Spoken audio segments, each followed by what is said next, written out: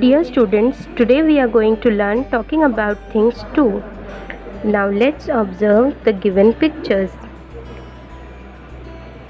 अजीज़ तलबा, दी गई तस्वीर में हमें एक चूहा और एक टोपी नज़र आ रही है, लेकिन अलग अलग जगह पर। इसलिए जब हम इन तस्वीर के बारे में बोलेंगे तब हमें कुछ अल्फाज का इस्तेमाल करना है। वो अल्फाज है on, in, under, near, in front of, behind. Dear students, we use these words when we talk about the location or place of a thing or a person.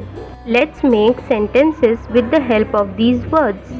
Where is the mouse? There is a mouse in the hat.